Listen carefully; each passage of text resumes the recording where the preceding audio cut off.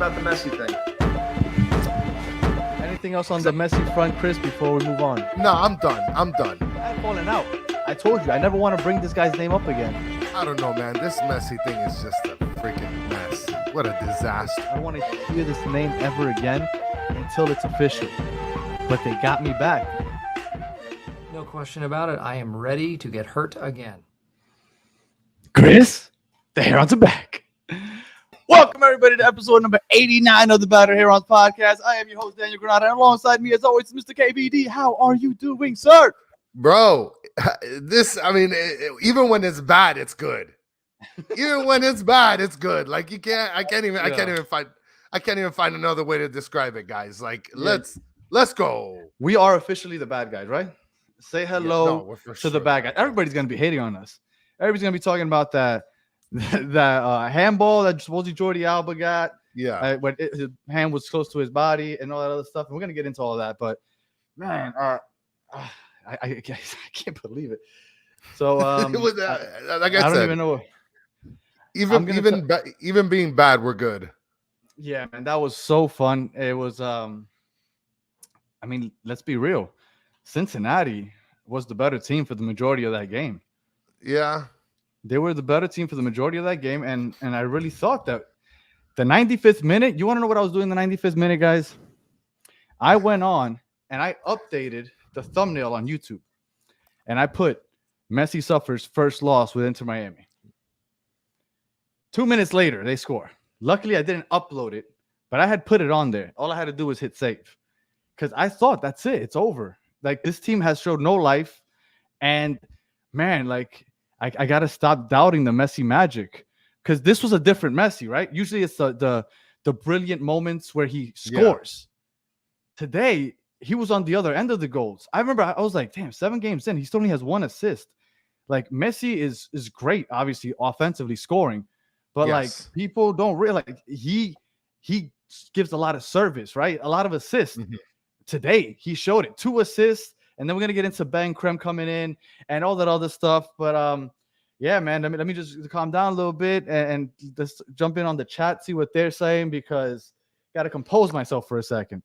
Well, listen, I mean, there's Ed Bart is mentioning Messi connecting to Campana twice was money, which is beautiful. Rashid, hello, 3 a.m. Good morning. Geez, there's so many people that commented. Go ahead, Danny. No. I was saying what's up to Rashid. And Zahid, yes, you're right. Defense was horrible. It was just all kinds of weird what was happening with the defense, and this is just classic Campapi. I'll take that.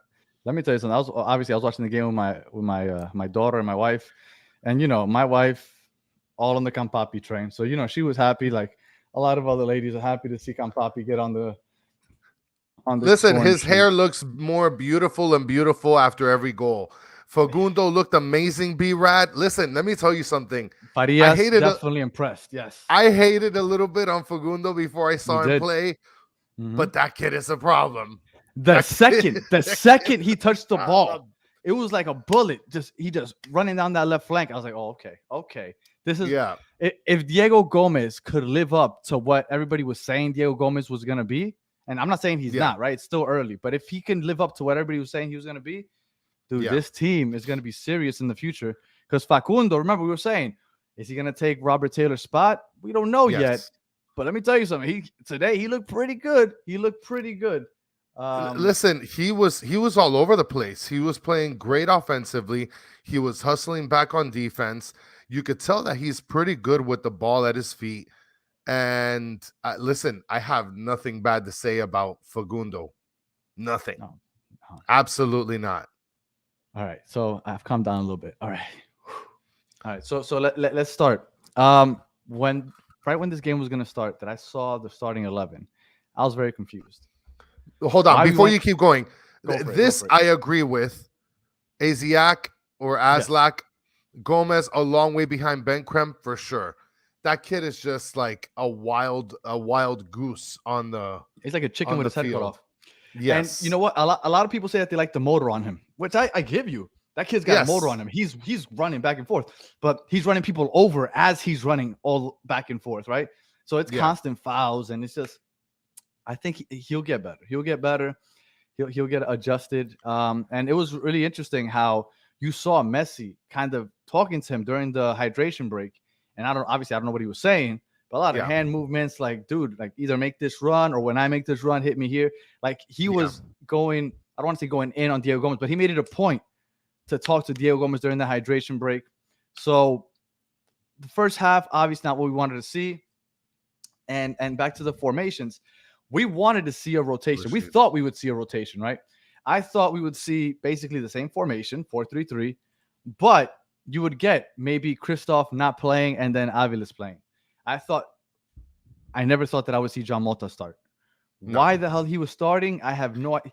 He just came back. Why would you throw him in a semifinal game to start? Like, it made no sense to me. And I know that you were really happy seeing him kick another field goal.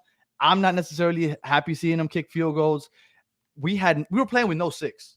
Like because we were playing with 3 in the back, we had no defensive midfield. It was just 3 in the back and then the rest up top. And there was nothing in the middle. You were saying, Chris. And Neo, congrats to us and congrats to you as an Inter Miami fan. I mean, we're all Inter Miami fans here, baby. Don't hide it. All right, all the way from Saudi Arabia. Now, listen, the one thing that I wanted to mention is I don't think it was as big as that Mota was bad because I didn't see Mota bad. I saw him rusty, right? I'm going to tell you what I didn't like about Mota. What I've always said about Mota. Mota and Gregory work because if they're playing a double pivot, Gregory stays home. Gregory stays defending. Mota doesn't. Mota gets excited. Mota is constantly pushing forward. Busquets today was pushing forward a lot more than he's done in the past. Yes. And Diego Gomez is all over the place. So I felt like there were plenty of times where all 3 of the midfield were up top, and then we just had those 3 in the back. And those 3 in the back, outside of Aviles, isn't very fast. So we could get caught on the corner. That second goal by Brandon Vasquez, that was pure counter. And that was in the second half, right? So we're talking about the second half at that point. But, I mean, I don't understand why we had to change formation. I understand rotate the players, right? We've played a whole bunch of games recently, right? It felt like every 3 days we're playing games. So I get it. The legs are tired. They're going to get tired. But why are we changing formation? Like, we haven't had enough practices in between these games to all of a sudden change formation. So I thought that there was one of 2 things happening. One, I thought that maybe Tata was trying to get a little cute with doing things a little different, right? And then 2, I kind of felt like, okay, he's recognizing that this U.S. Open Cup has the potential of having 2 extra halves. So he's probably like, okay, let me save some of the better players on the bench and bring them in. Let these guys get their feet get wet. I mean, that's I'm just speaking what I think might have happened. But look, I didn't see a problem with Mota. I didn't see a problem with him. I think the timing wasn't the best. I think you could start him in an MLS game, right? Not in a against the Red Bulls for sure. Yes, start him against the Red Bulls. That's fine. But he didn't play bad. But everybody's talking about what Toto. He wasn't that great to me. And there's people that were like, oh, he was super solid on Twitter. I don't see how solid he was. I don't see that. He didn't necessarily stand out to me, but I wouldn't say that I saw him commit any errors or that he played poorly either. I mean, there was 3 in the back. And again, there was 3 in the back with no midfield really defending. So I thought that they were at a disadvantage most times that Cincinnati pushed forward. And real quick, I didn't want to forget to say this. Tata just, yes. Just MLS playing this game for sure. Yeah. I did want to bring up one random thing real quick. I'm not sure if anybody else was watching on Apple TV. No, I'm sorry, on Paramount. Yeah. I selected the game, and for the first 3 minutes, I was watching, and the camera was just following Messi around, and I was like, "What the hell is this?" There was no commentators, and I started looking through Twitter, and nobody else was complaining about this. I was like, "What the hell is going on?" I realized that Paramount has what they call a star cam. And apparently, instead of watching the game, you could literally just watch Messi all game. Like, you could just watch him walk up and down the field. So for the first 3 minutes, I was literally just watching Messi walk. Like, that was it. I didn't know that was an option. I can't imagine. I mean, I guess there's a lot of Messi lovers that would love something like that maybe. But I thought that was really weird. So I don't know if anybody else ran into that problem, but it took me 2 or 3 minutes to realize that. Look, I didn't again. B-Rod just said that use Peacock. I didn't even know it was available on Peacock. Yeah, But the Spanish broadcast was on Peacock. Okay. Well, I wanted Or to hear Ray was it? Hudson. Yes. I Well, wanted to hear Ray I Hudson. put I wanted to hear him too. That's why I put it on Paramount. But the Spanish coverage was on Peacock. Yeah. Yeah. Well, Diego Gomez, let's finish up talking about him. Again, he's still a little erratic. I thought that there was one opportunity where Yedlin was completely open on the right side, where Diego Gomez just completely looked his way. I'm assuming he didn't see him, but he completely missed him and then played the ball over to the left. Diego Gomez definitely needs to get better.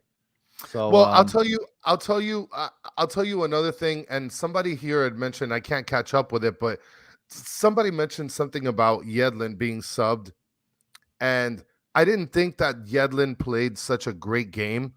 I feel like he's not really super skilled with the ball at his feet for him to be a right wing back.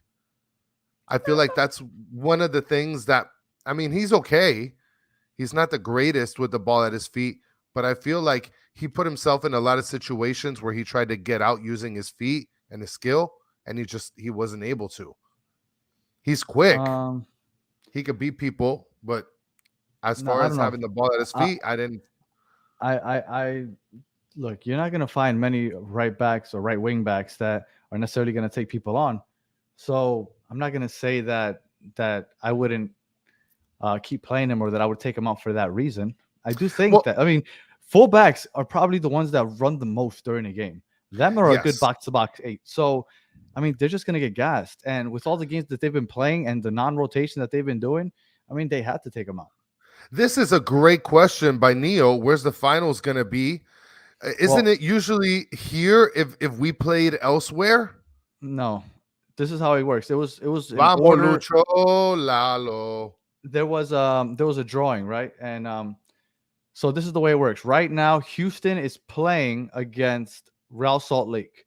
If Houston wins, we host the final. If Real Salt Lake wins, we travel to Real Salt Lake. The final will be played on September 27th, I want to say. Let me pull up this crazy calendar real quick so everybody can see. So real quick, check out August. We're Cincinnati today. Then we got the Red Bulls on Saturday, and then we have Nashville next Wednesday. So, and then we move into September. And September, we have LAFC on the 3rd. Then we have a full week off, which I think on that 6th, they might move the Charlotte game that got pushed back on August 20th. They might push it to the 6th.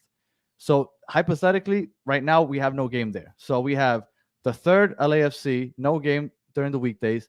Then we have Sporting KC. Then you have Atlanta. We have a ton of games coming up in September, but September 27th would be the final, either at home or in Real Salt Lake, depending on the results today. So we should all be rooting for Houston. And Kara's mentioning it, 11 games in 45 days. I mean, it is. This is football, baby. And I understand that everybody's like, and we said it also, right? Messi walks a lot. I get it. Messi walks. But, like, even then, like, just the walking, like, he's walking and making these random sprints here and there. He's gassed. You can tell he's tired. And think about it. 11 games in 45 days is what you said, right? Yes. And it's full 90 for Messi. Like, he doesn't take any time off. And then you add in a 120 today. And then we got Thursday, Friday, and then back at it against the Red Bulls. And let me tell you something. Yeah. For those that don't know, the Red Bulls are a very annoying team. They're just going to press you all game long. So that's going to be a very annoying game. Another 90 minutes then. And then you got Nashville, again, the best defense in the league. We just beat them. They're going to come out for revenge. Again, the best defense. We got not only a lot of games, but we have tough games coming up also. So definitely something to look out for. So you want to get back into the first half? Yeah, let's do it. All right. So before I forget, if you haven't already, please like and subscribe. Come on, put your thumb to work out, guys. Come on, everybody can move their thumb, check their text messages, their Instagram. Like and subscribe, baby. Come on. So, do it for the squad. So the first goal. What did you think when we gave up that first goal? And what was it, the 18th minute? Because when I saw that goal come in, I was like, was almost like luck. Like he didn't it like bounced off of his shin, and Drake just couldn't close out on it. That was rough.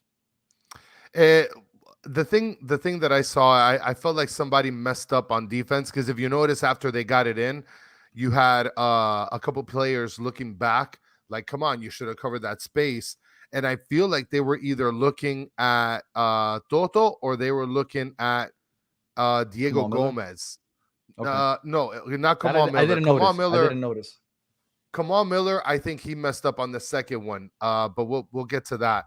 I feel like someone messed up there, and I don't know if it was Toto or if it was Diego, but somebody messed up on their assignment, and we paid the price for it. We paid the price for it big time. I thought that it was I don't want to say cheap goal, but man, that wasn't necessarily a golazo, as you would say. So that was disappointing. The first half overall was disappointing. We looked slow. We looked tired. It looked like those guys hadn't playing together for a while. They hadn't. Look, John Mota is the worst player. Is he the worst player? Maybe not the worst. He's not the worst player. Yeah, I'm sorry, Danny. Go ahead. I'm so sorry, bro. No, it's okay. I was just gonna say, you and I have talked about Mota, and I've told you right before he got injured, he was finally playing well. But generally, overall, I'm not a big Mota fan. I'm not. Like he was playing well this season. Last season, I couldn't stand the guy. This season, I was like, he started coming around on Mota. Okay, Gregory's not there. He's playing a little. But honestly, today, I was like, this guy should not be out there. Put Dixon Arroyo out there. Oh, Dixon Arroyo's tired. I get it. All right. But when the second half began, I was shocked that there weren't substitutions. Well, immediately starting the second half, right? Yes, that's what I mean. Yes. Yeah. And I just want to tell everybody that thinks that John Mota is trash or garbage or terrible. He's not terrible. This guy just finished getting back after being injured for months. So who's horrible? Is it Jean Mota because he played like crap, or is it Tata for putting him in, knowing that he was probably going to look like crap? I think that Tata made a bad decision putting him in a semifinals game, right? It is what it is. Oh, wait, no, he didn't. Very risky for Tata to play it for a semifinal. It has some potential. Look, I'm not saying that it's a bad person to play. I'm saying it's a bad person to play at this very moment. So, and he wasn't bad for the contribution that he did. He wasn't Gomez. He wasn't Toto, but everybody thinks that Toto played like a phenomenal. Let me tell you something. Every time you say Toto, I think it's so weird. I get that. That's what I know it is. It's such a weird name. I'm gonna stick with Aviles because that Toto stuff is kind of weird. Yeah. So I was really upset at the way the defense was looking. We were looking slow. I thought that we needed some substitutions. I mean, look at what's happening in the comments. Army, Tata's not smart enough. Come on, let's not do all that, guys. Look, we can't go based off of one game, right? He was experimenting. He hasn't had an opportunity to experiment. Let's be honest. Basically, he had the Washington D.C. game and the St. Louis game before Messi, and then it was just straight Leagues Cubs game. So he had no opportunity to experiment. Do I think he should have waited till Saturday against the Red Bulls? Yeah, I do. But he felt like his team needed the rest. So I get it to an extent. What frustrates me is that he waited until the second goal that Cincinnati scored to finally make those changes, because they should have come at least one. Like the way Robert Taylor came in for Kamal Miller, you should have done that at halftime. Why wait until after they beat us on the counter and all of a sudden they go up 2-0? So they scored in the 53rd minute, and then in the 58th minute, we finally saw the substitutions. I was frustrated. Look, Tata, great, that's fine, but I was fucking pissed. I was pissed when those at that point I was like, don't even bring him in. Just fucking lose. I was talking irrationally. I was just mad. I was mad. Well, and on top of that, you have Taylor that's playing a right back or right wing back, which I don't think I've ever seen him play that position all season. Not even last year. But last year he played it. Last year he played it. I thought that he played left wing back, but not right wing back. Okay, you might be right. I know he played wing back. I can't remember if it was left or right, but yes, you're right. Look, and this is a perfect way to put it. Supercalifragilistic is saying, I think Tata's decision were wrong today. And you know what? You're right. His decisions were wrong today. I felt like I said, I think he was just trying to get cute. We paid the price in the first half. He figured out right after the first half and a couple minutes into the second, he's like, I got to stop playing around with these guys. I need to bring in my big dogs and get this thing going, because that's finally waited when too we long. started. Why wait did. until we're down 2-0? Yeah. That's my beef. That he waited too long to make those substitutions. Now, David Ruiz, when he came in, I thought he was going to come in to help with the defensive midfield, right? But man, that kid was pushing up, and I'm going to give David Ruiz a lot of credit, because he can get on the ball and he can push the ball forward. I really like this kid. I like him because of his aggression, right? I call him baby Sergio Ramos. I like the kid. But what he showed me, the way he can move offensively, or at least pushing the ball forward, I like. Now, the problem is, on that final third, it almost seems like he doesn't know what to do. It looks like he's looking to get fouled, because if he doesn't have an outlet pass, he's looking for somebody to get close and to kind of just dive. And that's what I noticed happen a lot today. I thought that he was diving a lot when he would get into that final third, and he just didn't know what to do. So I do think that he's going to keep maturing and get better at decision-making in that final third. But I think he should stay playing a little further back for right now, because he gets up there. But once he gets up there, it's like he doesn't really know what to do in that final third yet. And if he figures it out, that kid's going to be a monster. Well, and Miles is mentioning he needs to, he needs to work on his vision. He doesn't look up. And there's a lot of people that feel the same way.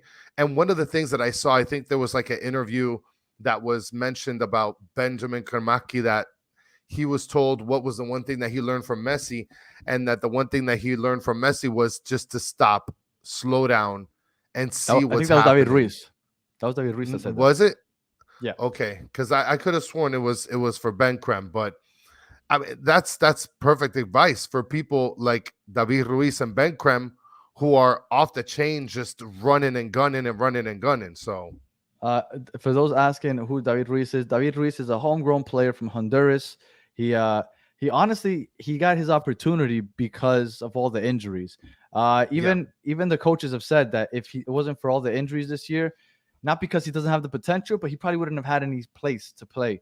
But we had a lot of homegrown players that have gotten opportunities because of all the injuries early in the season, and it's paying off now, right? Because we have that influx of veteran leadership, the experience with Messi, Busquets, Alba, and all of them, and then you got all these homegrown players that are also balling. And let me tell you something. I know we might get to it later, but Noah Allen, I love that kid. Noah Allen, to me, like the way he closes out on defenders, or the way he gets back on defense. Like it's not. I'm not watching Franco Negri out there, right? Like Noah Allen hustles to get back on D. Noah Allen, they need to find a place for him. Like okay, maybe they don't have a place for him because Jordi Alba isn't going to miss. But like, I would love to see him play more, because I really, really love to watch Noah Allen play.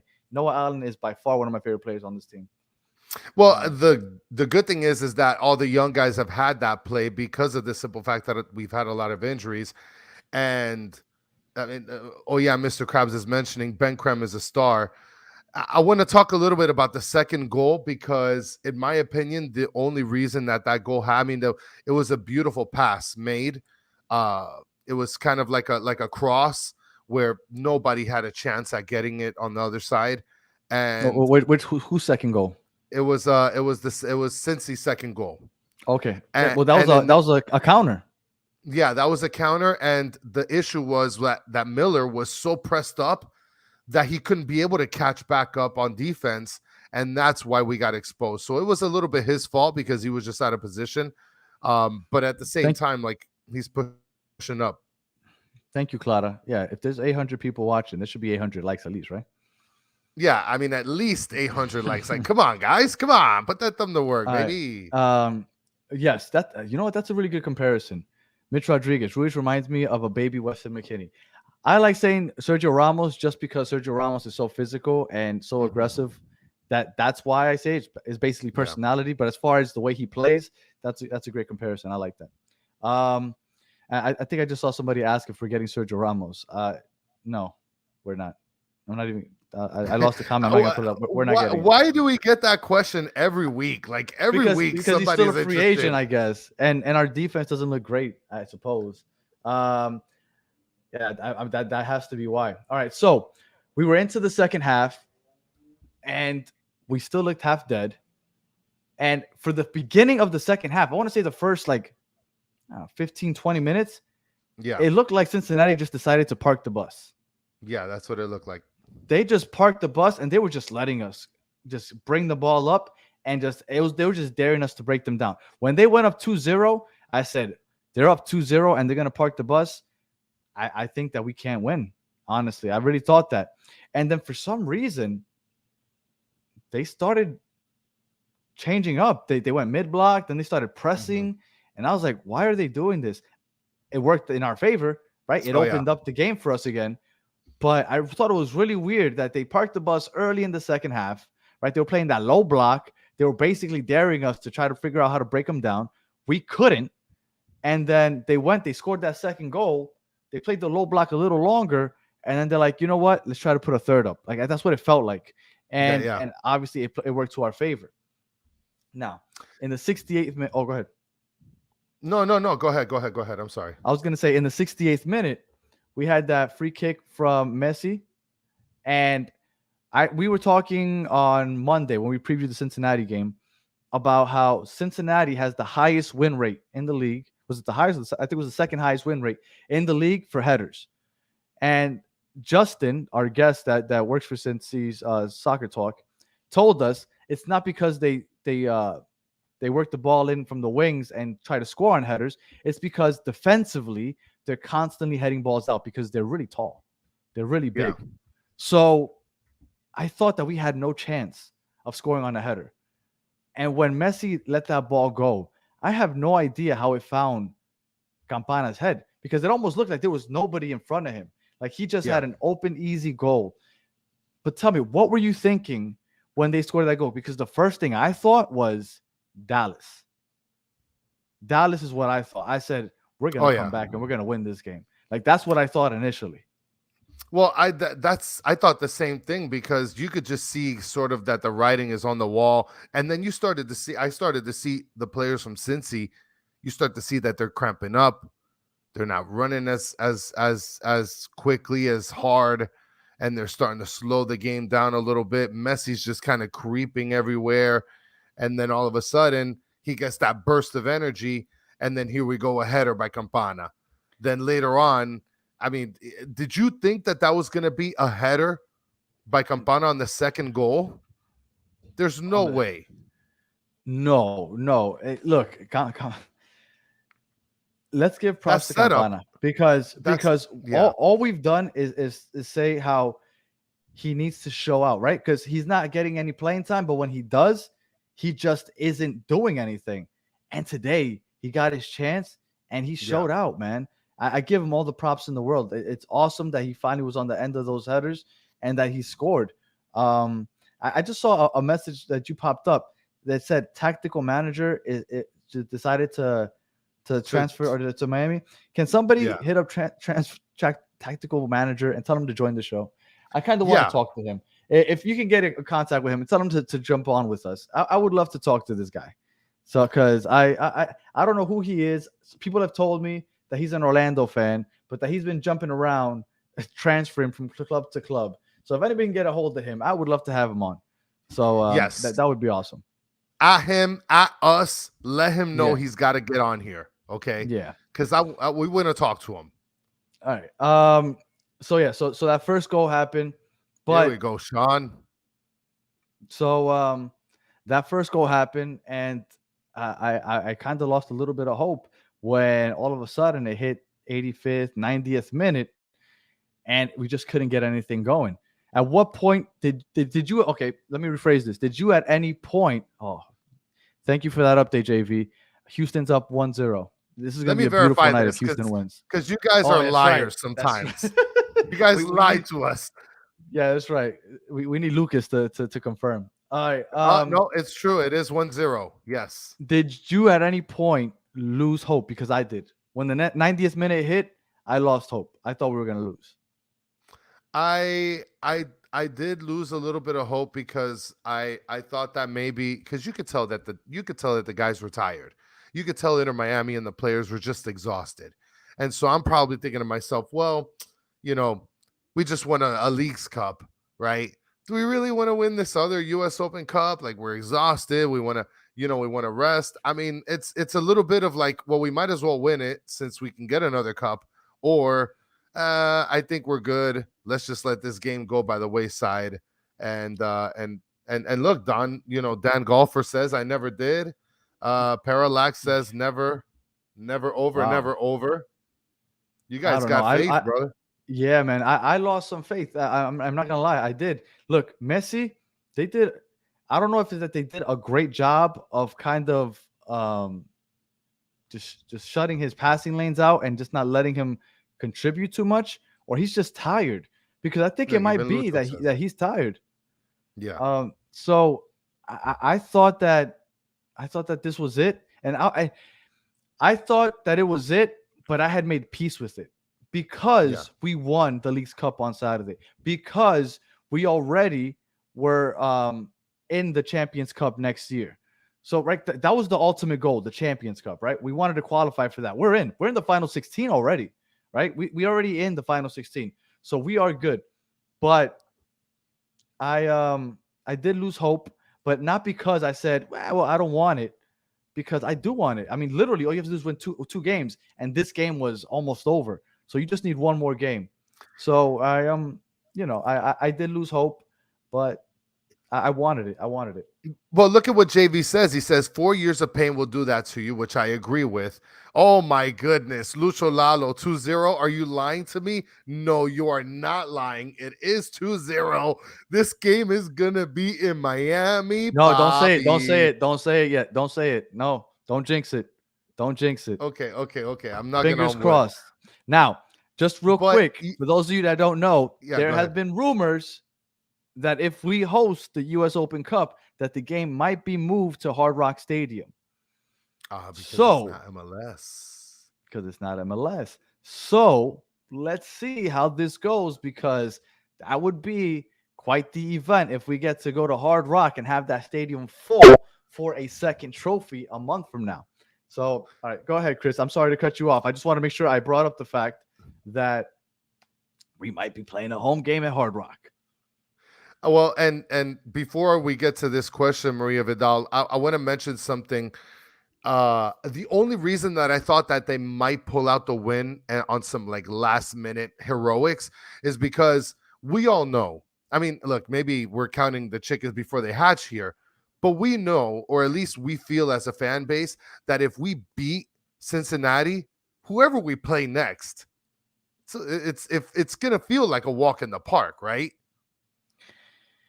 That's how I technically felt about Nashville, even though I knew it wasn't a walk in the park because, again, their defense is the best. So I knew it wasn't a walk in the park. But when we beat Philadelphia in Philadelphia, I thought to myself, we could beat anybody. We could beat absolutely anybody. And let's get this very clear. Yeah. We have now beaten Philadelphia in Philadelphia. We have beaten Nashville in Nashville. And we've beaten Cincinnati in Cincinnati.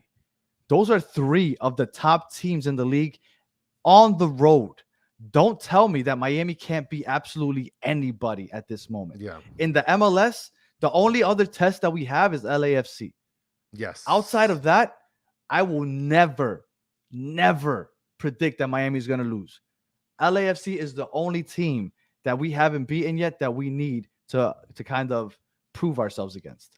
Well, and look, in terms of the question that you're asking, Maria, what team will give Inter Miami a better chance to win, Houston or Salt Lake? Looking at their records, because they're both teams in the Western Conference, Real Salt Lake is in 3rd place and Houston Dynamo's in 6th place. Real Salt Lake has scored 35 goals this year, allowed 34. Houston Dynamos allowed and made 31 goals on each category. So I guess Real Salt Lake would be the team that would probably give us the most fits. But again, like we just finished playing Philly, which is a solid team. It's like what Danny said. We played some really good teams. The only team left to test us is LAFC. I mean, guys, I don't want to say it's in the bag here, but it might be in the Sedano's bag. Look, they just said that you cursed us. You jinxed us. They took away a goal. It Oh was my Chris. god! Just shut the hell up, please. Never talk I again. didn't do that. Don't I don't didn't don't do talk that. about this game. No. You already claimed that we're gonna have a home game. Look at that. It's offside. And to the person that was asking which team would be better for us to play against, honestly, they're both I don't want to say average, but they're not necessarily teams that scare me. But Houston would be a home game, and Real Salt Lake would be a road game. So just for that reason, I would say Houston, even though we lost to Houston earlier this week, 1-0. But I would say Houston. And based off of standings, Houston should be the worst side. Look at Lucas telling me to get out of here, Danny. All right, And I'm not gonna talk. You know what my favorite part is? Real Salt Lake. You know what my favorite part is? It's when people on the comment say "get out of here" and then they like do a little in Chris's voice. Yeah. All right.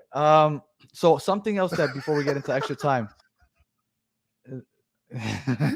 Yeah, this is true. They're about to disallow the first goal the way Chris is talking.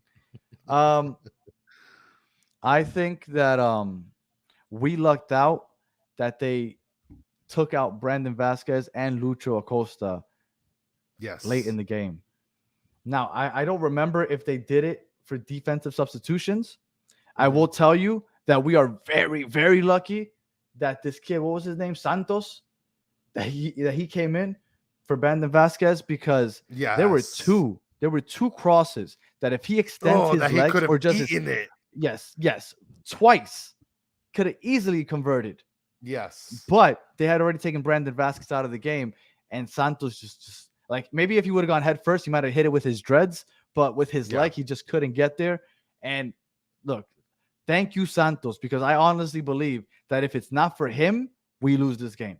Yeah, but Santos just could not get it because Santos had two gimmies and he just didn't extend. Like, I think honestly, if he extends his leg, I saw somebody in the crowd, they panned to the crowd, and I saw someone go, extend your leg. Like, thank you, Santos. I mean, I guess that's all I can really say. Isn't that like striker 101 stuff? Like when the cross is coming to like just extend your leg just to get it, be a wall there for the cross. Or to at least give it a chance. I thought I was very surprised, and he did it twice. You know what I was waiting for if we won? I thought that, and I don't know, I haven't gone on Twitter or anything, right? Because we jumped right on here, right? But I haven't checked Twitter.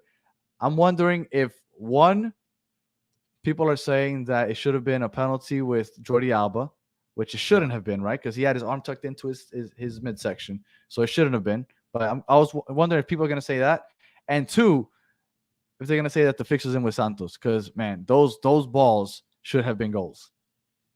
Yeah, I mean, for sure. Look, even Mike V is mentioning it. Jeez. Yeah, no, he was bad. Look, we got Rick Grimes from The Walking Dead saying that he was playing for Inter Miami. and if Rick Grimes says it, I believe it. Okay. Yeah. What? Yeah. No. Go ahead. I was gonna say, right before we scored that second goal, Drake did have one hell of a block. Yes. I mean, look, Drake. And look at that. You were gonna get to calendar, and I just put up this comment. Yes, huge PK block. Goalkeeper of the year on lock. I mean, there's like 3 shots that he blocked that should have been clinchers to lose the game. Yeah, no, Drake definitely kept us in the game.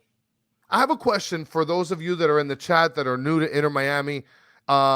Some of you were sort of questioning how Calendar was, how good he was. Guys, put your opinion up and let us know, what you think now about Calendar after seeing him on the big screen in Leagues Cup and seeing him block a penalty kick for the U.S. Open Cup and all these other blasters that he's been blocking. Give us your opinion, guys. Eric said no penalty call on Reese. Did you see Reese's socks when he went to take the penalty kick? Them things were ripped up.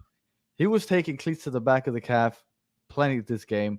And for everybody saying that Miami's getting all the calls, I mean, was it a penalty? I don't know, but let me tell you something. They were being aggressive, and we weren't getting as many calls as everybody says that we are. I don't think. I Well, maybe calendar leaves. We had this conversation last episode. David Ruiz strikes me as a person that's saving his money. He strikes me as a person that doesn't typically splurge. I guarantee you he goes to like Sariusi's to eat sandwiches. He's not going to these big fancy restaurants. And he's keeping them same rib socks, baby. Those are like his lucky socks. What were you thinking? I know I just threw you to the side. Sorry. Yeah, no, sorry. What were you thinking on that last goal? Well, the last goal regulation when they tied it. So on the last goal of regulation, I mean, I didn't expect it. I don't know if you guys watching it. I didn't even see Campana. You're talking about on the Campana header, the second header. Yeah, the one that Messi just slung in there. Yeah, just lobbed up.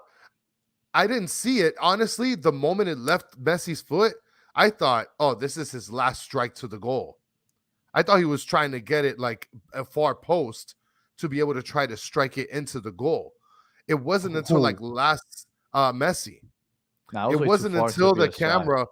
It wasn't until the camera sort of zoomed out, and then I see Campana on the other side, and I'm like, oh my goodness, he did not just throw the illest alley-oop pass of all time, and he did. It was like perfect.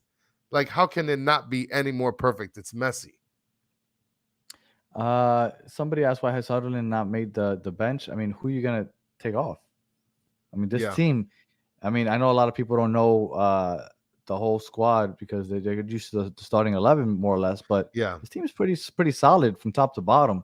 Like I can't imagine who you would take off. I mean, I guess Ulloa is the only option.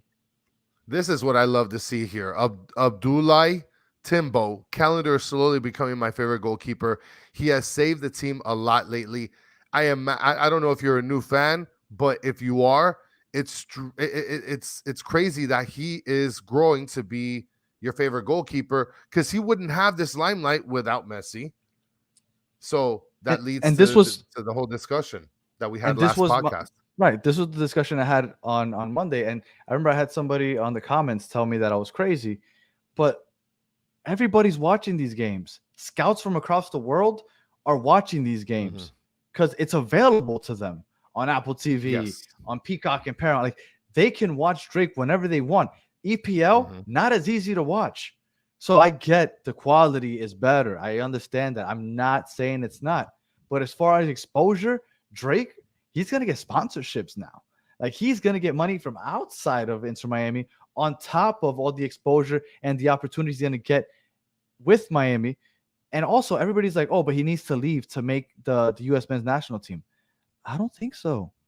He was just called up for September. Like, I don't think he needs to leave Inter Miami to get an opportunity with the first team in U.S. For the United States national team. So I think that if they throw the bag at him, some other team, you take that bag because in MLS, unfortunately, you're not going to make as much money as other places in Europe. So I get it. But if they're not throwing a crazy bag at him, you stay here. You stay here. So and I secretly love when you start attacking all of these EPLs and Ligoons fans, and I secretly love it because the points that you're making are so solid, and it's not like you're trashing their league or their players. Because I don't want them to. Well, because I try to clarify because I don't want them to say that I'm not saying that they're better. I understand that the EPL is light years ahead of MLS quality wise. But like everybody swears that, like everybody's like, oh, I need to play in the EPL. Times are changing, people. Sorry. Yeah. All right. So let's go to extra time. Yes. That Joseph goal. First of all, Ben Creme. I love Ben Creme. And the way he gave that through pass to Joseph and the way Joseph finished it. Like, this is the Joseph we've been waiting for, right? Yes. When he gets an opportunity, one time that bitch to the back of the net. And he did it today. And honestly, when we had that momentum going and we scored that goal so early in extra time, I thought we're gonna score another one. We're gonna end up with 4, and it's gonna be like a 4-2 final. Like that's what I was really thinking after that goal. Well, and look at what Vinny mentions. There are 2 teams with and without Cremaschi, and that was such a beautiful pass. And Cara, same thing. Cremaschi wouldn't assist. I mean, water ball. The improvement, the development with Cremaschi since he's been with the team. I mean, I really wish a lot of you guys that are sitting here with us in the chat can be able to go back and check out some of the games to see the development of Cremaschi, because I'll tell you, it's not only the time that he's getting, but the fact that he's playing with such great players and probably getting as much information to be better.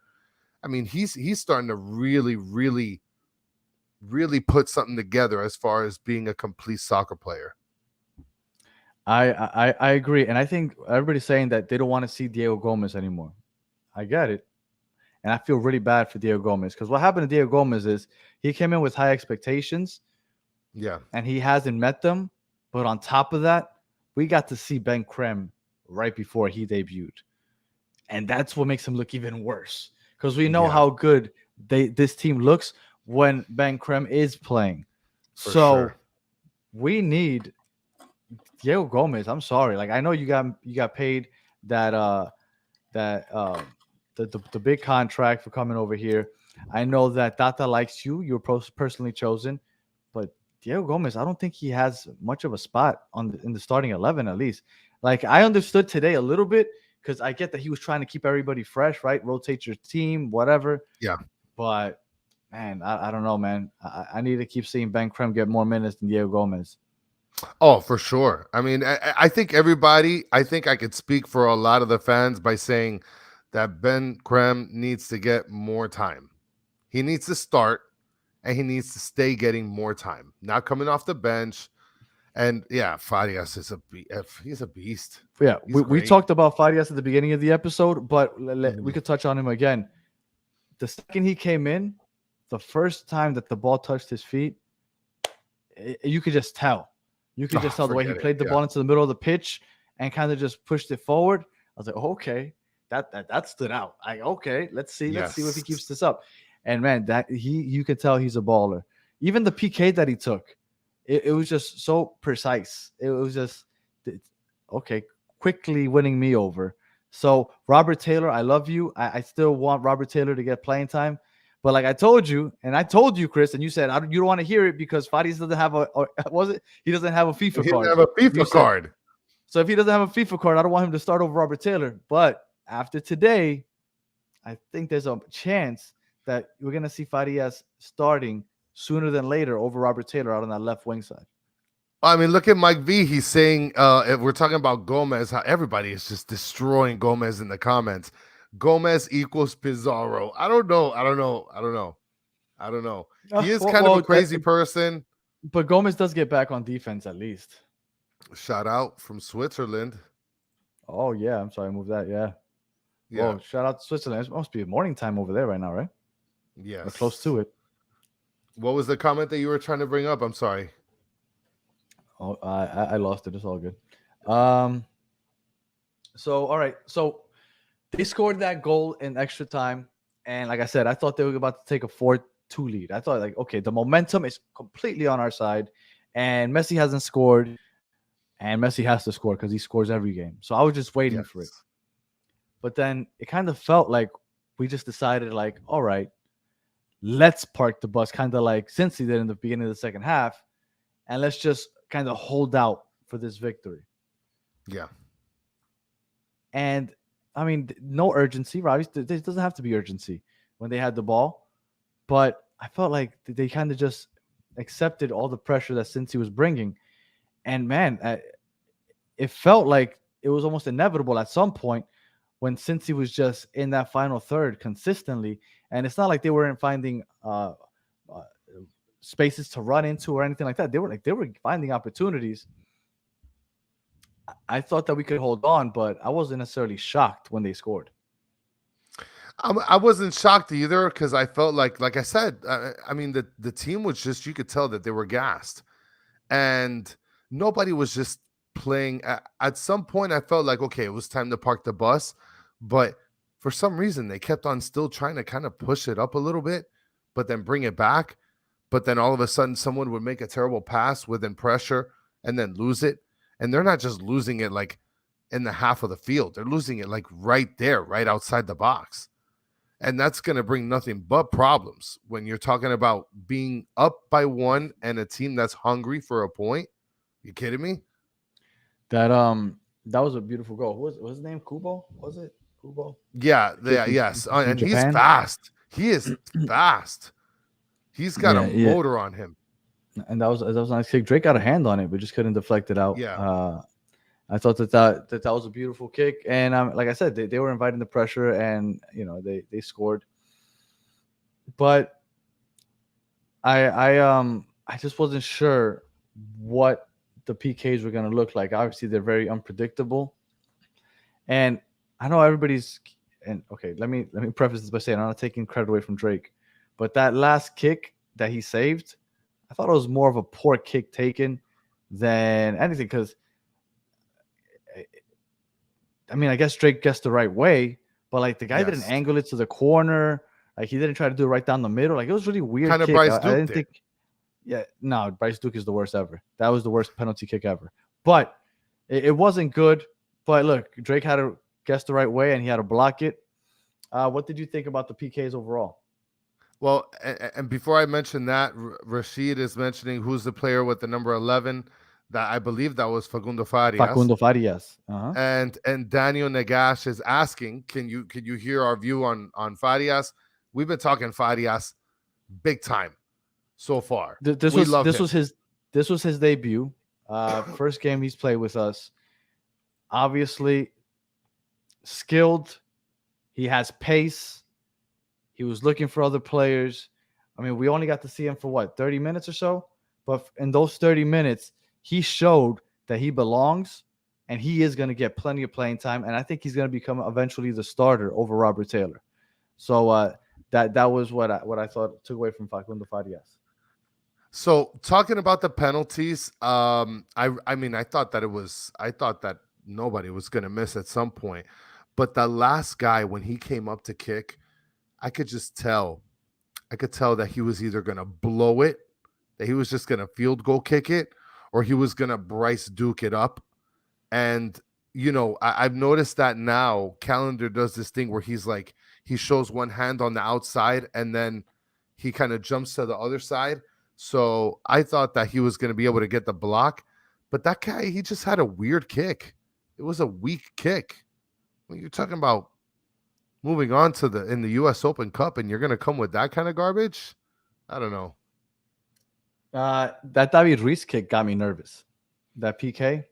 Yeah. I felt like he stepped a little too long, and I felt like it was like almost like a frozen moment in time. The goalie kind of just stared at him. David Ruiz kind of froze up a second, and I was like, oh. And he scored, but I wasn't even sure if he scored. Like I was like, did the goalie get a hand on that? Like that scared me. But outside of that, I thought everybody else took solid penalties. I love that Joseph was the fourth kicker because, at that point we were 3-3, and then we were 4-3. But when I saw Joseph coming up, when I see Joseph taking a penalty kick, I just assume he's gonna score. So I was really at ease with the fourth kick. How did you feel when you saw Ben Krem coming up to seal the deal? Well, I actually feel like Ben Krem has like this new confidence about him. Yes, big time. Now, David Ruiz, I'll tell you about that penalty. I felt like the goalie just instinctively was like a little late on the jump, on the dive, but like Ben Krem is just oozing in swagger, bro. He's just oozing in machismo, and it's and you're seeing it on the field. Like I said, I'm loving the development of this guy. I'm loving the development of Ben Krem. Guys, Google Ben Krem. Well, not Ben Krem, but Benjamin Cremaschi. Do it. Well, Ben Krem is going to become a household name soon. Watch. Everybody's going to start calling him Ben Krem. All right. Look at this. Riz Krem. I just learned what Riz means, Rohan. So I agree. Riz Krem. Yes. Do you know what Riz means, Danny? Are you cool enough? Do you? I am not. You don't know? That must be a youngins term. And I work in the education system, so I'm around youngins a lot. So I should know what Riz is. That when people can pick up girls? Yeah, kind of like they got like game. swag. They got game. Yeah, you got game. You got swag. You got Riz. Okay. Yeah. I mean, it's so stupid, but whatever. Look. I just completely off topic, but just real quick. I was talking to some football players high school football players, and they were talking to each other, and one goes to the other one, "You can't blur me." I was like, "What?" And he's like, "Yeah, I could blur you." And it's like, I guess that's how they say that they're like catching a ball over the other one. I could blur you. He's like, "You can't blur me." That's a I'm like, blur. What? blur. I was like, "Look, I Isn't can't it keep called up like with this." mossing somebody? That's what it used to be called. Now it's blur. Like, you can't blur me. I was like, what the hell is going on here? What kind of Anyway. garbage is that? All right. So Ben Crane came up. I was a little nervous, obviously, but I mean that's what PKs do to you. But I was glad that Yeah. he converted. I mean, I felt a lot better when I saw him walk up than when I saw Yoa walk up last Saturday. But I'm glad everybody converted, and and now we're off to the final. So I feel pretty good. Houston's currently up 1-0. Hopefully they can hold on, because a home game in the final, possibly at Hard Rock Stadium, that's a movie, sir. That's a movie. We don't talk about Houston. No, you don't talk Remember? about Houston. You don't talk about Houston. I was just happy that they took the lead. You were already predicting where you were going to park in Lot A or something. I already got my seats and everything. Yeah. There's somebody that mentioned in the comments, they want to know who the color commentator was. Guys, that is none other than Ray Hudson, who has historically, And who else? I forgot Dre. I forgot Dre. I forgot his other name. Dre something. Whatever. We're not talking about him. Ray Hudson was he is good, but like Ray Hudson was in the booth. Come on. Okay. So Ray Hudson was doing the color commentating, and he is historically known for making great, epic, messy calls. Dre Cordero, thank you. Dre, okay, good job. Nice. You're a piece of shit. I can't believe you just said whatever to Dre Cordero. I mean, he's good, but not. I mean, look, Ray Hudson's Ray Hudson, right? Ray Hudson jinxed us. Everybody was so hyped about seeing him call a Messi goal that Messi didn't score for the first time when Ray Hudson's calling it. He better not be the one calling the game No, he better not be the one calling the final. He jinxed it. Listen, right here, Sean says it perfectly. We haven't had Ray all year. Since last year, that's the last time I heard his leathery tunes behind the play.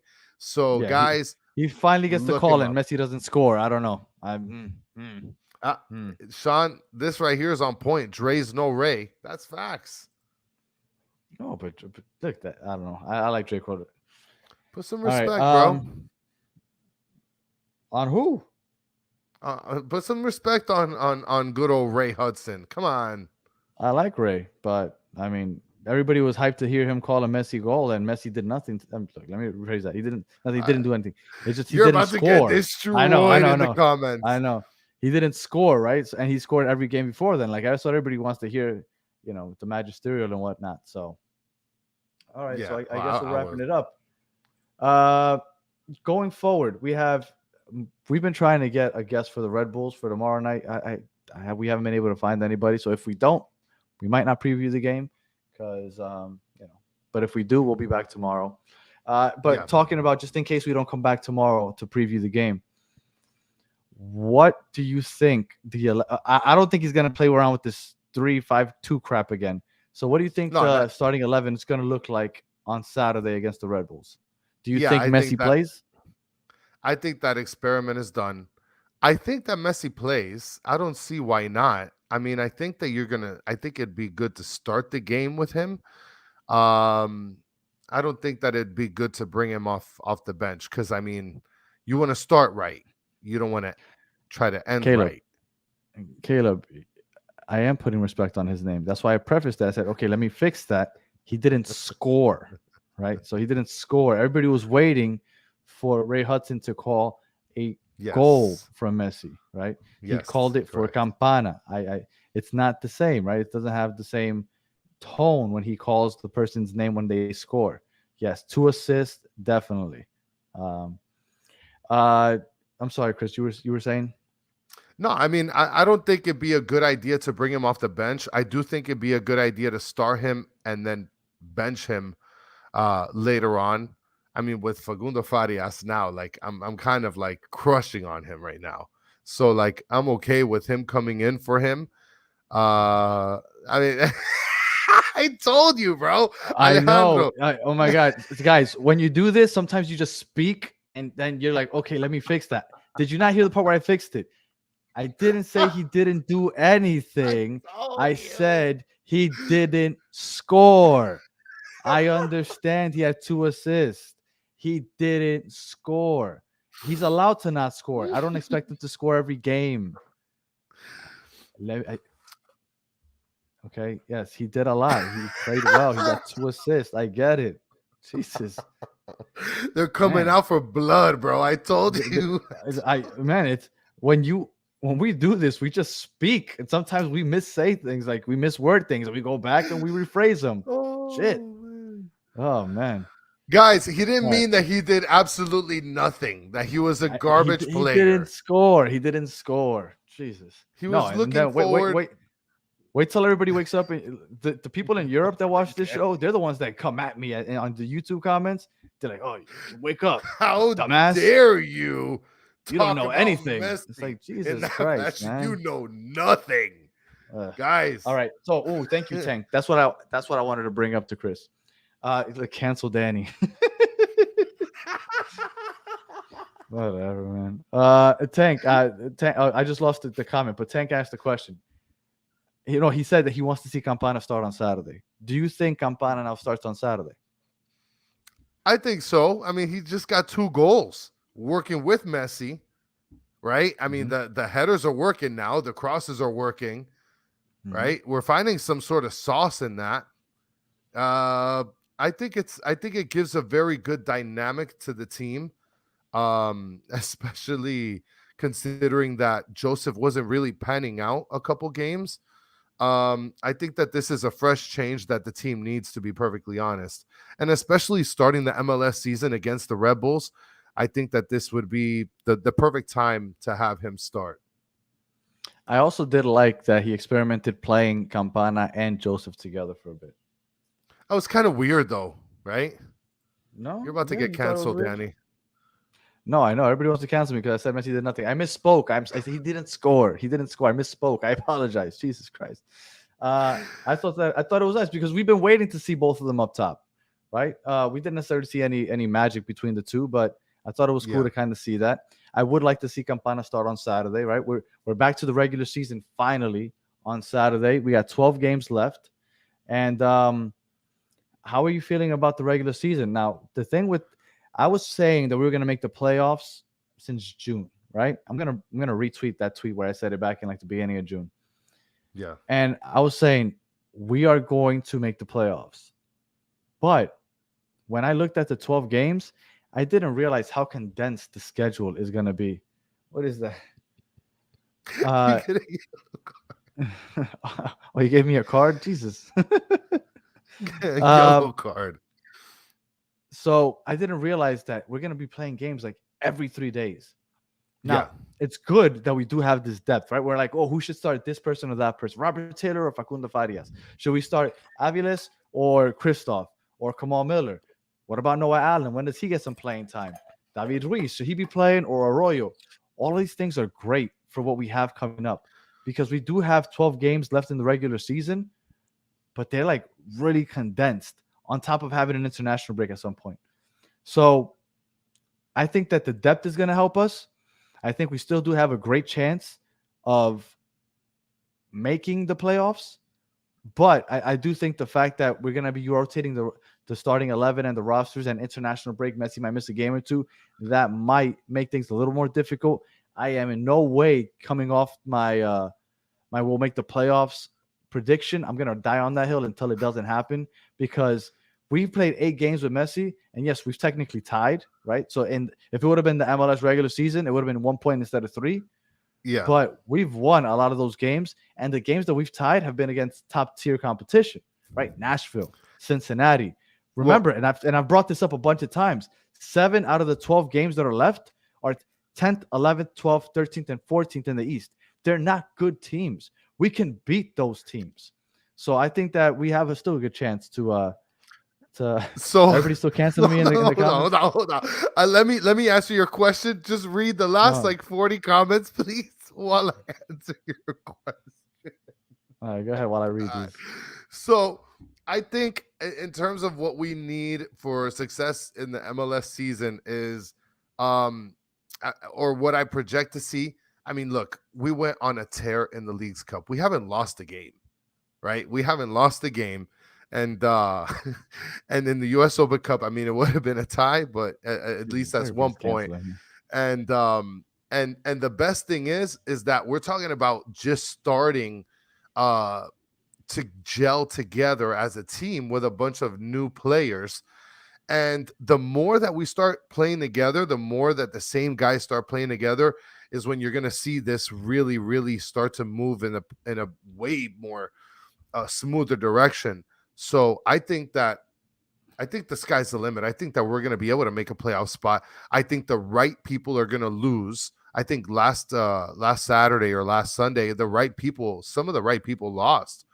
So and like I said, we need to get to the 9th seed. We have 2 games in hand on the 9th seed right now. Yeah. And not only do we have 2 games in hand, a lot of the competition are teams that we need to jump over to make that 9th seed. So if we beat them, it's almost like gaining 6 points because they lose out on 3 and we gain 3. So the math is there. I still think we can make the playoffs. Now, Am I saying it's going to happen? No. But for everybody that was saying, I don't think they're saying it anymore, but everybody was saying that I was crazy predicting something like that because that part of the season was over so that everybody should just focus in on the Leagues Cup and Open Cup. I think that's crazy. We still have a chance at the treble. We got the Leagues Cup. We are in the final of the Open Cup. Could you imagine the Apple documentary, the fairy tale story for Messi to show up in July 21st and by December 9th, the day of the final of the MLS Championship, we're raising our 3rd trophy in a span of 5 months? Like that is wild. But the way that the last month has played out, I wouldn't say it's that far-fetched because I feel like every game has been its own movie. And I think that it's almost headed that way. Do you see us losing in the Open Cup? I don't care if it's a Houston or Real Salt Lake. No, I don't see us losing. I think we're going to win the Open Cup. I thought we could lose today. I kept telling you for the last month or two, like I don't know if we could beat Cincinnati in Cincinnati. And we almost didn't, but we did. And I can't imagine us losing that game. I think we win our 2nd title in September 27th, US Open Cup. Now the question is, can we make the playoffs and make a playoff run to win the MLS title? But the treble's on the table, and that will be one hell of a story. I don't see how we can't make the playoffs, dude. I really don't see it. Because if the right teams lose, if the right teams that get to lose are the teams we play against. Yeah, but we're talking about, losing amongst each other. I mean, look, I'm looking at the standings right now, and we're talking about Toronto's only a point ahead of us. You have NYCFC, they're 8 points ahead of us, tied with Charlotte. You have the Red Bulls that are 11 points ahead of us. You have DC United that are 12 points ahead of us. You have Chicago that's 14 points ahead of us. I mean, these teams can get got. Look, Spider-Man just commented. Spider-Man said that Messi's going to miss 4 games for international break. I don't think he's missing 4 games. I think he's missing 2 games. And one of those games he was going to miss regardless because he's not playing on turf. So let me bring this up real quick. International break, that game that you're talking about that he's going to miss is the Atlanta game on the 16th and then the game on the 9th against Kansas City.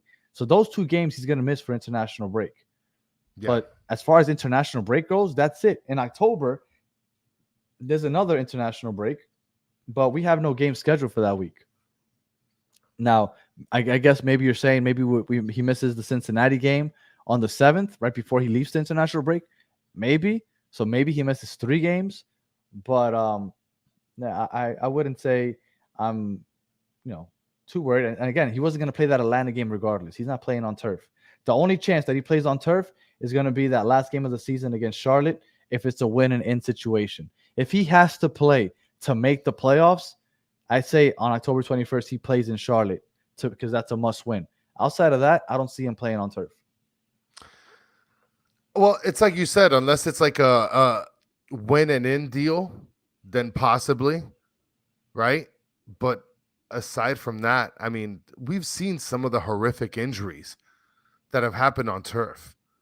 Yeah. And so the last thing you want to do is take the goat out on fake grass and get injured, and then you just blew the next year. Right. I mean, that would be fatal. That would, and you know what? I was gonna say that would be fatal. Let me take that back. Right? Hopefully, I don't get canceled for that take. Right? Uh, Busquets is solid too, distributing the ball. Hold on. Alfredo said he already said he'd play on grass. No, he didn't say he's played on grass. He said he's played on grass before, so it's not a big deal. He's not gonna come out and be like, "Sorry, I'm not gonna take the chance." He's not gonna come out and say that publicly. No way he plays on turf unless it's necessary to win. Would you want him to play on turf, Alfredo? I know I don't want him to play on turf, so I don't think that's gonna happen. All right, so I had two quick questions for you before we head out, Chris. Yeah. And hello, Thomas, for joining us. All right. First question. Oh, I have a couple questions, and people in the comments could chip in. Position battles, I guess we could say. Saturday or next Wednesday, do you see Farias finally taking over for Robert Taylor on the left wing? I think that having that kind of problem is a great problem to have. The fact that you have Farias and Taylor that are available for the same position. I mean, look, he's definitely going to fall into favor. That's for sure. Farias. Everybody's saying no, but I'm not sure if they're saying that no to Real Salt Lake scored. Son of a mother. Everybody's saying no, but they're not telling me what to say. I think they're saying no to they wouldn't have Farias start over Robert Taylor. What you wouldn't either? I don't know, man. I'd say ride the hot player, and I'd keep Taylor playing. And just keep subbing in Farias? Yeah, man. Okay. I can see that. Now, what about Christoph? Christoph, are we going to have, I'm not going to say, Aviles, is he going to start playing over Christoph? Because we're not playing three in the back, I would assume, anymore. I'll tell you one thing. I miss Ian Fray. Fray. By the way, for those of you that didn't get to see it, because I was at the stadium, so I don't think a lot of people got to see it. When Ian Fray was at Nashville and he was celebrating the championship with the team, he was walking towards the locker room, and that's where the supporters were, right? Vice City, Southern Legion, all those people banging the drums.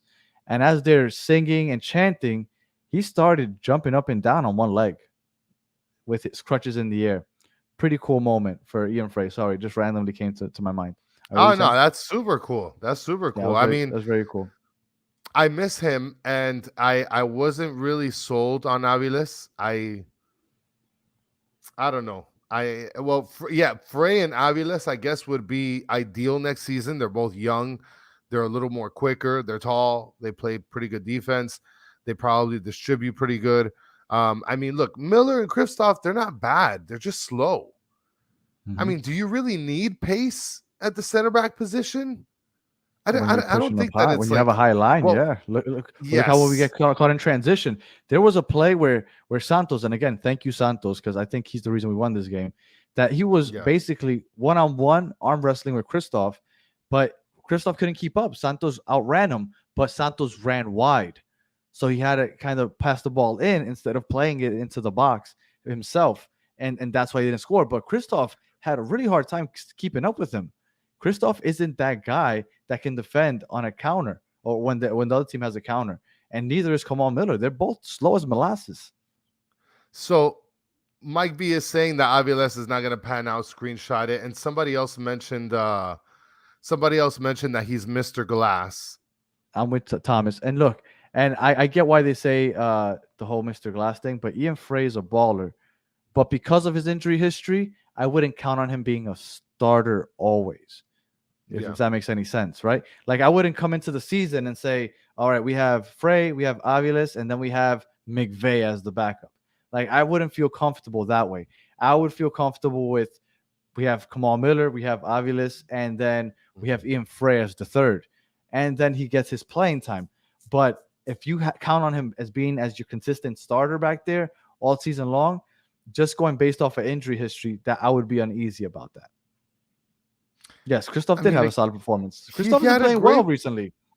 Yes, Kristoff has been good. Miller has been good. Today he wasn't that great, or I don't know if he wasn't that great. Maybe he just pushed up a little too much, so it left his space exposed. And I mean, Mike V is mentioning this. Don't forget, next season we get LGP? LGP back. His loan is over. I think they'll sell him. I can't imagine that he comes back next year. There's no way. And he's I a don't fan think so. favorite too. He's a fan favorite. It was because we didn't have much on that team back then. Everybody liked Figal also. I like Figal more than I liked LGP, but Wow. yeah, Okay. I don't think that Hot take. he'll be back. All right, and then my last question for you, Chris, is I don't think that this can go on forever. Us not losing, right? We haven't lost. We have to lose at some point. Right. So maybe this isn't a fun game, but I feel like I'm just curious. When does that first loss come? We have the Red Bulls away this Saturday. The Red Bulls, a very annoying team. And I don't know who's going to play. Then we have Nashville back at home. You know that they're coming for blood, especially since we're celebrating the trophy in their face before the game starts. Yeah, for sure. And then in September, we have LAFC in LA, which is the game that I think is going to be a real test to where we're at. I think. Well, I'll ask you first. So, where do you see us losing in the next 3 games? I know that a lot of people are not gonna like my response, but I think that I could see us losing this Saturday. Okay. I think that we've had such a slew of games lately, and I feel like the fatigue is gonna hit the players swiftly, especially having to fly. We're talking about flying from crappy Cincinnati down to Miami today, up to New Jersey, then back to New Jersey. Right. Mm-hmm. I mean, they're going to spend less than 24 hours here, go back to they're going to go to New Jersey and play in front of New Jersey Red Bulls. I think that we're going to lose that game. Well, I will tell you that I do predict that away game is going to be the first home away game. Like, you know how Dallas was almost 50-50? I predict that on Saturday, there's going to be more than 50% Messi Inter Miami fans in the stands on Saturday. Well, that's because nobody likes New Jersey. Not even people in New Jersey like New Jersey. And it's New York. There's so many people there, so many people that are Argentinian and just from South America that love Messi. This is the only time that I believe he goes up there for the rest of the season, because I think we already played NYCFC in New York. So this is their only chance to see him this year. So I promise you the tickets are going to be crazy expensive, and that's going to be a home game for us. Now, I don't think that we lose on Saturday. No, go ahead. That you don't think we lose? No, I don't think we lose on Saturday. I think that there's more of a chance that we lose maybe against Nashville at home or that LAFC game away. To me, though, I can't imagine that we're going to win those 3 games or at least come out with a result those 3 games. But if we do that, man, we're making the playoffs. If we win those 3 games, we're making the playoffs. Hold on. We need to confirm something. George DTA, are you Fridge guy or not? You need to confirm this right now, live. We need this. Breaking news. And I was going to mention something. We've spoken to a couple of New York fans, and they've told us that it's hard for them to travel for NYCFC when they have to play in New Jersey. Oh, okay. That's nice. Okay, so George made it out of TQL without getting killed. That's great. But you're not Fridge guy. But so this was the first game. This was the first game that I noticed that there weren't many pink or Argentina jerseys or anything. Like Cincinnati, I mean, I guess it's Middle America. They don't have as many South Americans there, I would assume. I'm misspeaking, but I would assume that there's not as many South Americans out there. I was, I think that you're going to see that a lot more when you get to Cincinnati, when you get to Rouse Salt Lake and places like that. It's going to be a lot less. But this Saturday, I'm telling you, home game for Inter Miami in New Jersey. Yes. Well, and like I was saying before, right, we spoke to a couple guys from NYCFC supporters, and they say that it's a struggle to travel to New Jersey to watch them play over there. So imagine if they don't want to travel to see their own team play in New Jersey, right, to watch the Red Bulls, like it's even worse. So, but now you couple that with the people that aren't really fans of the Red Bulls or NYCFC, and they're like, well, Messi's in town. Let's go watch Messi. So yeah, I agree. This game can quite possibly be a home game for Inter Miami for sure. Yeah, you could. I think you could take a train, but it's not the subway trains. It's like one of those. It's like I forget what they call it. like a state transit something. Yeah. I forgot the name of it, man. I never traveled on it, so I forgot the name. But yeah, it's not like you just jump on the subway and head there. No, it's not like that. No. And I forgot where in New Jersey they play. Also, I think it's pretty far. And when we were talking to the NYCFC people, they said that they don't like going out there because, I mean, they're playing home games in their rivals. It's like us playing home games in Orlando.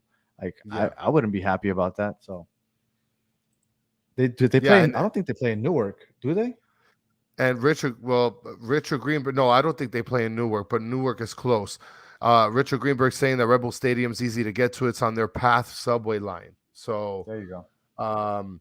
And look, a lot of people, and Rob Sports is mentioning here, right by Newark, a lot of people are going to go see them, and especially such a multicultural state and especially city like New York. Oh.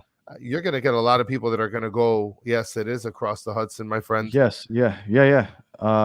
Tank was right. I thought that it's further south. Yes, it is. This is perfect close. right here by Mike V. It's the shitty train you pick up in Queens. That is correct. That is correct. Yes, Harrison, New Jersey, but it is right by Newark, which I didn't realize. All right. So, any final thoughts before because at this point we're just gas bagging. Well, I mean, look, everybody, I'm pretty sure you all enjoyed the game. It was a hell of a game. Went to PKs. We had 2 extra halves or 2 extra quarters, I guess. This was a phenomenal game, and it's on to the championship, baby. It's either Houston or Real Salt Lake, whoever it is. I don't know. I'm not going to say.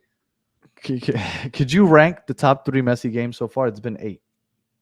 What are your top 3? I'd say Cruz Azul has to be 1 to me. Okay. Dallas is 2.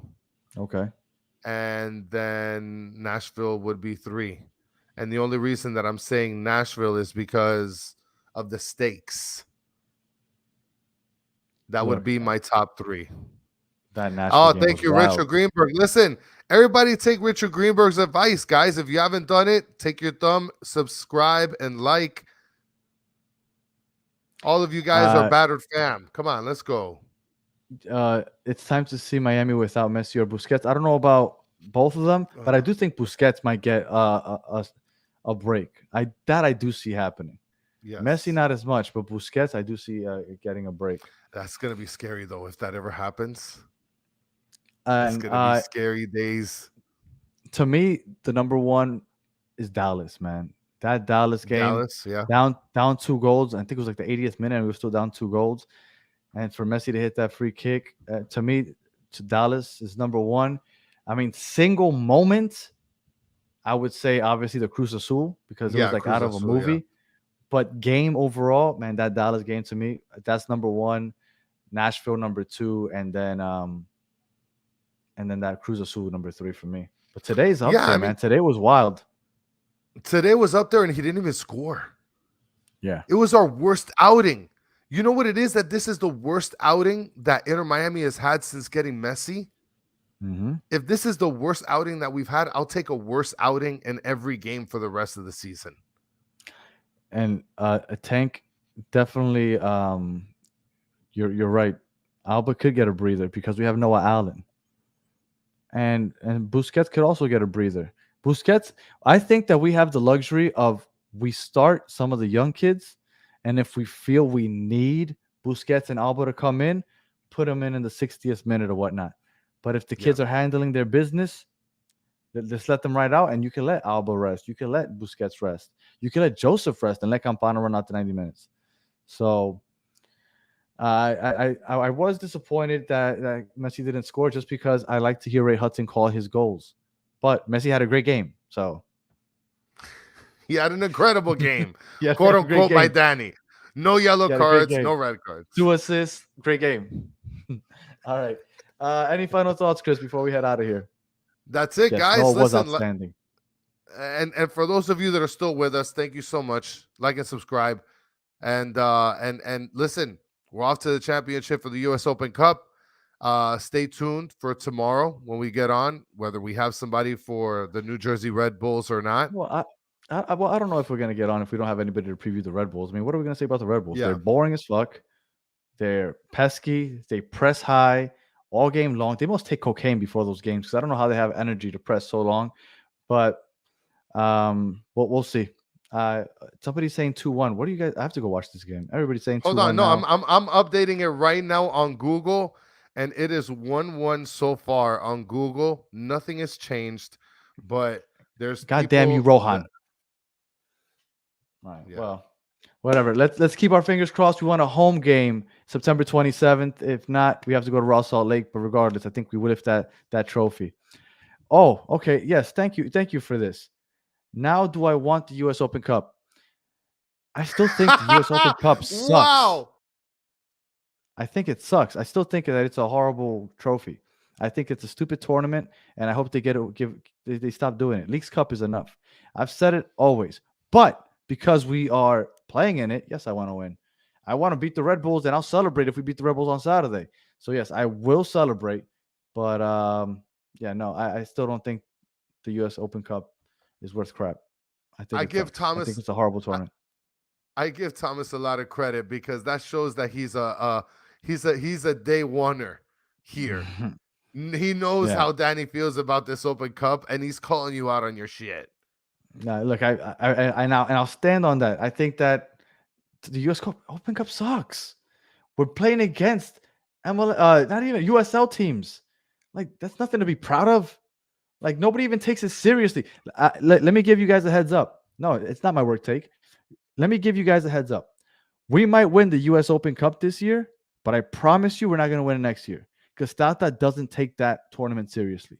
He took it seriously this year because we were already in the semifinals once he came and took over.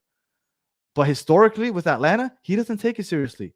Most teams don't take it seriously. So I think that the U.S. Open Cup is the commissioner said that he thinks that the tournament sucks. Like the Leagues Cup, I like. We're playing against Liga MX teams. I understand they're not playing at home, but that's real competition. But the U.S. Open Cup, yes, if we win it, I'm going to celebrate. I'm going to yell. I'm going to be happy. Same way I'm going to yell and be happy if we beat the Red Bulls on Saturday. I just like to see us win.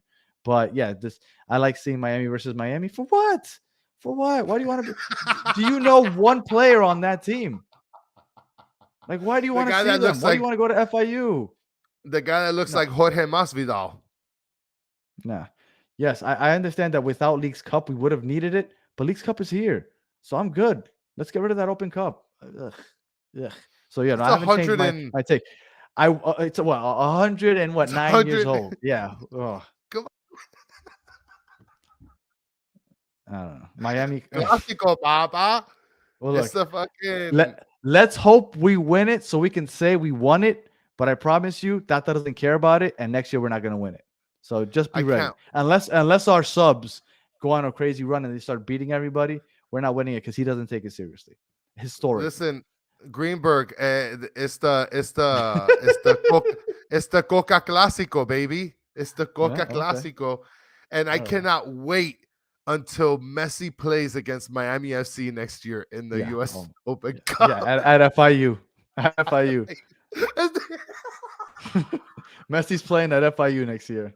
Yeah, all right. Jesus.